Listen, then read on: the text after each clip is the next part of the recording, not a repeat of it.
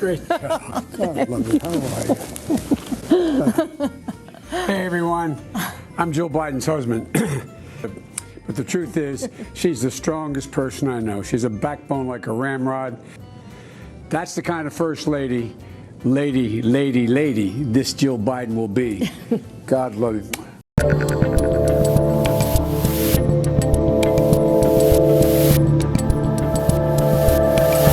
All right, people, it's June 2nd, 2022. I'm Dave Rubin. This is the Rubin Report Direct Message. We are live streaming on Rumble, YouTube, and BlazeTV. And tonight is the big night. I am in Orlando with Florida Governor Ron DeSantis. It is sold out, about 1,000 people. It is going to be jam-packed. I'm hearing some protesters are going to be there because not everybody likes the governor, and believe it or not everybody likes little old me. So what we are doing today, believe it or not, I'm about to blow the magic of the internet for you. This is a pre-tape. I'm actually taping this yesterday because I am in a car right now en route to Orlando. However, we're bringing you an A-plus all-star show because, you know, each day I send my guys clips throughout the day that we try to work into the show and fit into the narrative that we're trying to do on any given day. But we always have all these other clips that we can't quite get to, or this is too bananas if we're trying to do something serious, or this is too serious if we're trying to do something crazy. So this is just a general insanity recap, just a whole bunch of general lunacy and ridiculous nonsense that we could not get to over the last week or so. There is a lot of it, and let's get right to it. Let me just talk to you about real estate agents I trust real quick. You know, buying or selling a home is already one of the most stressful things you can do, and it can be 10 times worse if you're not working with the right agent. Generally speaking, our homes are our biggest investment, and that's a lot of responsibility, so you need an agent who takes that seriously. That's why I recommend Real Estate Agents I Trust, founded by my good buddy Glenn Beck. They work with only the best agents in every market. They do their homework, talking to every agent before inviting them to join the team. And here's a big one. They only work with full-time pros, no part-time or experienced agents. Their team makes the intro and then follows you through the buying or selling process to make sure that you're satisfied. The agents they work with have long track records, and they're the best sellers in their field. They're part of this very audience. They share your values, and they're almost anywhere you want to go, including Orlando, Florida. The process is simple. Just go to realestateagentsitrust.com and provide them with some basic info, and the team will contact you to make an intro to a preferred agent in your town. And now, back to me. Okay, so here we go. This is going to be a half hour of general lunacy. Here is Whoopi Goldberg on The View. The abortion rights battle is starting to blur the lines between church and state. The Archbishop of San Francisco is calling for Speaker Nancy Pelosi to be denied receiving communion because of her pro-choice stance. He's one of the priests who also called for President Biden to be denied sacrament. This is not your job, dude. That is not up to you to make that decision. You know, what is the saying? It's kind of amazing. But, you know, what is the point of communion, right? It's for sinners. It's for sinners. It's the reward of saints, but the bread of sinners. How dare you? How dare you? Oh, Whoopi. Whatever happened to Ghost Whoopi? Whatever happened to the Whoopi of old, the Whoopi who was the laughing hyena in Lion King or some of the other stuff that Whoopi did a long time ago? She's just become one of these shrieking people. Whoopi, I'm pretty sure it is his job to decide who can do communion. That is his job. It ain't your job. You're entitled to your opinion on it. But if he is saying, hey, as the bishop here in San Francisco, and this is her district, and she's doing things that are completely against our belief system, well then, as a religion, as a set of beliefs, as an ideology, they are allowed to include certain people in those rituals or not include certain people in those rituals. And by the way, I would say that about any religion, any set of beliefs, and any people that want to believe in it or participate in it or not. I would not be forcing a mosque, let's say, to do a gay marriage. So we have all sorts of hypocrites, right? Ilhan Omar goes to a mosque somewhere in Minnesota, and she pretends she's this big LGBT ally. Her mosque obviously does not do gay weddings. I'm pretty sure there's no mosques in America that do gay weddings, and that's completely up to them. It's a religion. They don't have to bow to me or to secular wishes. But these people, there is a hypocrite here, but it's you, Whoopi. I mean, it's you not understanding what the very purpose of these religious rites and religious practices are. So that was just one thing related to Whoopi and Nancy Pelosi. The other big story about Nancy Pelosi this week, her husband, he's a drunk. So here we go from the Post-Millennial. It has come to light that Nancy Pelosi's husband, Paul, was behind the wheel when his brother died in a car accident as a teenager. Okay, I'm reading that a little glibly. That was a while back. On Saturday night, Nancy Pelosi's husband, Paul, was arrested for drunk driving shortly after crashing his Porsche into a Jeep on a California freeway. It has been since revealed that this was not Mr. Pelosi's first time being behind the wheel during an accident. At 16 years old, he was driving with his brother David, 19, in the passenger seat when he lost control of the vehicle and flipped it into the embankment. Mr. Pelosi survived, but his brother David was killed. So obviously I'm not making light of his brother being killed. The fact that Nancy Pelosi's husband is being arrested for DUI and is probably an alcoholic would explain a lot about her. I mean, I'm pretty sure she's an alcoholic with the dentures falling out and eating the ice cream while she has the rest of us locked in and all of that stuff. This is the type of story that you probably did not hear about because she is a Democrat, and when Democrats either get caught doing drugs or in orgies or, driving drunk, et cetera, that skates under the radar. When Republicans do it, or when Republicans are accused of doing it, let's say, these things absolutely blow up. But more importantly than any of that, this is June. And what is June, people? It is LGBTQI plus LMNOP month, okay? And that means you have to put up a flag. It once was the rainbow flag. People enjoyed the rainbow. You see a rainbow? Oh, what's on the other side of the rainbow? What's at the end of the rainbow? It's a pot of gold, a little leprechaun, very nice. Now it's complete insanity, okay? Now it's lesbians with penises. It's, what else do they got? They got the whole thing out there. Anyway, it is LGBT Pride Month. And what does Disney Plus have for us? Well, they've got a new drag queen show for kids.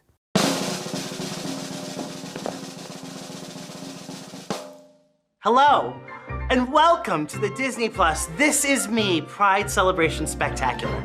I'm Nina West, and I'm here to guide you through a magical, musical, and meaningful celebration of the LGBTQ plus community. GLSEN's mission is to create safe and inclusive schools for LGBTQ plus students in grades K through 12. And Disney Plus is so proud to support this wonderful organization. For more information, visit www.glisten.org/pride. Phoenix, I want to thank you for having the barf bag next to me while we were playing that clip. I've just had it with these people. Like, what does that have to do with children? It has nothing to do with children. If you wish to dress up as an adult, as any gender, wear a ridiculous wig, put on a lot of lipstick, blah, blah, blah, do whatever the hell you want. But this should have nothing to do with children. And also, this has nothing to do with gay people or lesbians. This trans thing, the LG and even the B, the confused Bs, they have nothing to do with the T thing. And the fact that Disney Plus, this giant corporate conglomerate, is pushing this stuff on children. I canceled Disney Plus. I recommend you cancel Disney Plus. And if you're showing that to your kids, do you think that those people, those drag queens there, that those are happy, highly functioning people who are going to do really well in society and build lasting families and be productive members of the community? Like, it is possible, I suppose, at some level, right? So I don't mean it about those two characters, whatever they are specifically. But generally speaking, is this what you want to push on children? This what you want to push on 6, 7-year-olds? What do you think? What do you think? But the thing is, this thing has leaked into everything. And as I promised, this show is about the endless insanity that is everywhere. Here is Biden Education Secretary Miguel Angel Cardona defending dudes with penises in women's sports. Do you believe it's fair or not for biological boys to compete against girls in sports? It's a simple question. I believe all students should have access to sport.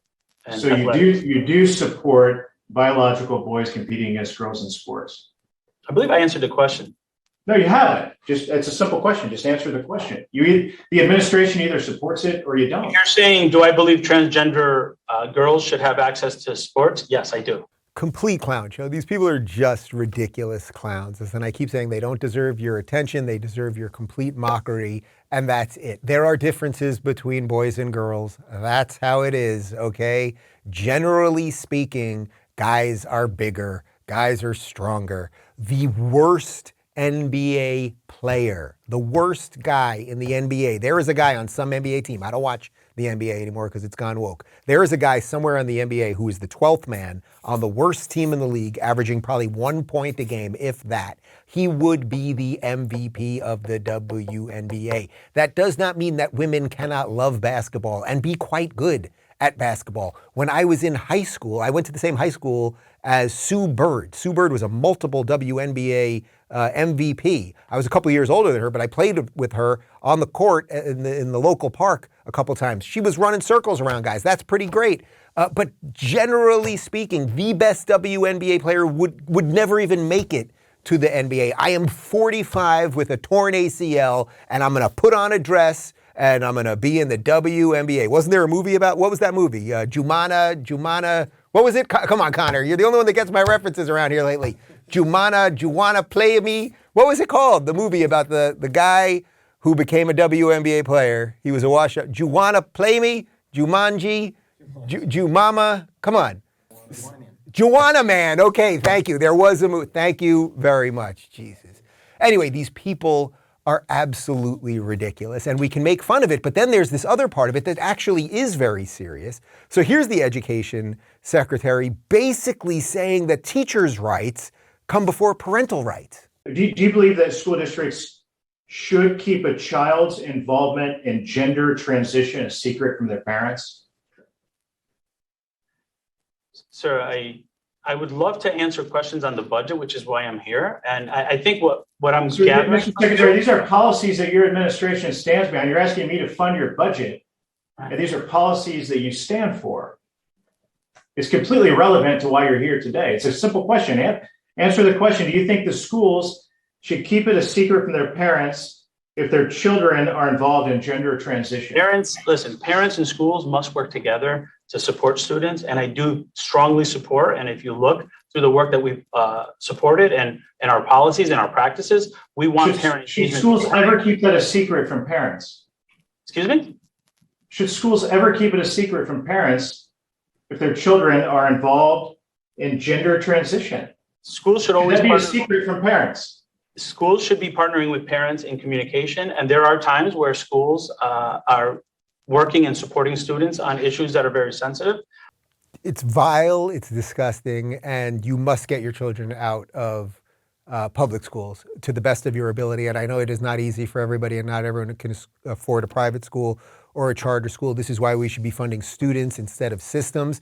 But if you think that guy and the rest of these crazy woke activists have your kid's best interests in mind, and if you want your second grade daughter to be talking to a male or female teacher about straight or gay sex or about gender transitioning or the rest of it, man, as a parent to be, I cannot even imagine. I cannot even imagine where your head could be at if you think that's okay. But they are pushing this. This is the policy of the administration, which is why that guy comes off as such a waffling fool. He can't answer anything honestly, because he knows that the honest answer is yes, of course, he is for the state having more power over the children, the state being able to privately talk to kids about all of this gender stuff and not report it to the parents. We've got some info here from Rebel News on what the administration is doing.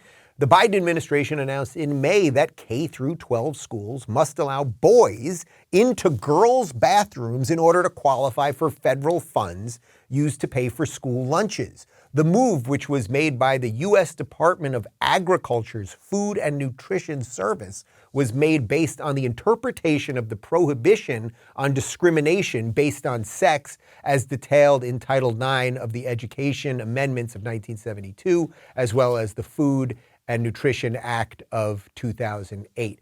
So you got it. That's what they'll do. That's what the policy of this administration is. The policy flatly is we're going to put boys in girls' bathrooms, we're going to put girls in boys' bathrooms, we're going to be able to hide information from you as parents, we're going to talk to them about all this gender identity nonsense, and it is just not going to stop. So this is exactly where I would say to my good liberal friends, hey, you guys voted for this. You guys thought that Biden was not, like Bernie and the lunatics, but here he is. So where are you right now? Are you speaking up about it? Are you going to vote for this guy again? Do you have any regrets over the last couple of years? But it's not just gender. It's not just gender that they're doing all of this stuff with. Of course, it's race, right? Race is the main one. That's the biggie. That's the biggie. And Joe Biden has become a complete race huckster. Listen to this one. But as we've seen all too often, public trust is frayed and broken, and that undermines public safety.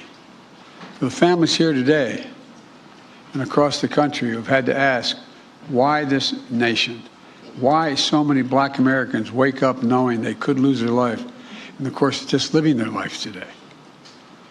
Simply jogging, shopping, sleeping at home.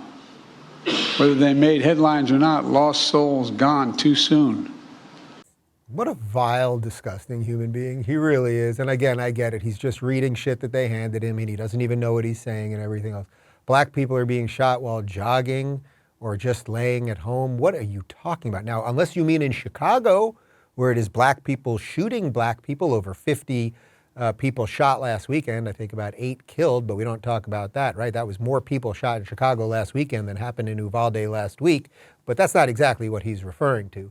But he wants a certain set of people to think they're coming for you and we're the only ones that can save you. It's just disgusting. And by the way, regardless of whether you're black or white or gay or straight or the rest of it, if you're a law-abiding citizen, if you go out there and act responsibly in the world, most likely you're going to be okay. And probably some good things are going to happen to you. But again, this is not just Biden and it's not just the administration, it's the entire Democrat machine. So let's jump back to gender and let's go over to what was once my home state. I'm embarrassed to say it was. Here's Governor Kathy Seward. New Yorkers, you can now choose X as your gender marker on your driver's license. Every person deserves to have an identity document that reflects who they are. This is a historic change in our fight to make New York a more inclusive and just state for all. What a ridiculous buffoon Kathy is. She is just horrible. Remember, nobody voted for her. This is a woman who came in after they got rid of Andrew Cuomo. X is not a gender. Okay, usually you put X on things because I'm not that. I'm Xing it out. I'm crossing it out. Or X, it just means nothing, right? X is not a gender. So on your driver's license, you can just put X. And just because you put X doesn't mean you're not a man or a woman. You still are a man or a woman. God, you people are terrible. But there's more. Here's New York City. This is an incredible tweet. This is from Noah Pollack. He found this one. This is wild, from the New York City subway. Friend who lives in Manhattan sends pic of this subway ad courtesy of the New York City Department of Health. Heroin addiction. It's empowering. Don't be ashamed you are using. Be empowered that you are using safely. This is the nonsense. This is the complete and utter nonsense that they are now putting on the subway too. The ad in no way condemns people who are using heroin or makes it seem to young people perhaps that using heroin is bad. It basically, don't be ashamed of using heroin, kind of use it more responsibly. Be cool about your heroin usage, you know what I mean? And your meth usage and all that stuff. Let's get you on some opioids too. You want some crack? God, these people are horrible. So you will, I don't know exactly what that was. That was like a cool guy being like, yo, you want to buy some drugs, man? So they want to confuse you about your gender. They want to make everyone think everyone's racist. They want you on heroin. But it continues. Then there was the big World Economic, the WEF, the World Economic Forum event last week. Here is video of Alibaba Group President J. Michael Evans, and he's going to hunt you people down. We're developing, through technology, an ability for consumers to measure their own carbon footprint. What does that mean? That's where are they traveling? How are they traveling? What are they eating? What are they consuming on the platform? So individual carbon footprint tracker. Stay tuned. We don't have it operational yet, but this is something that we're working on.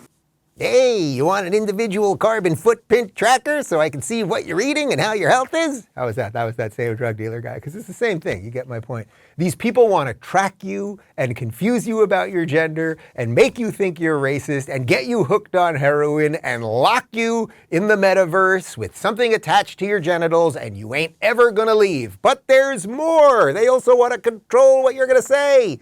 Here's video of Australian e-safety commissioner Julie Inman Grant talking about what they're going to have to do related to free speech, because you people keep saying what you're thinking. We are finding ourselves in a place where we have increasing polarization everywhere, and everything feels binary when it doesn't need to be. So I think we're going to have to think about a recalibration of a whole range of human rights that are playing out online, you know, from freedom of speech to the freedom to, you know, to be free from online violence, or the right of data protection to the right to child dignity.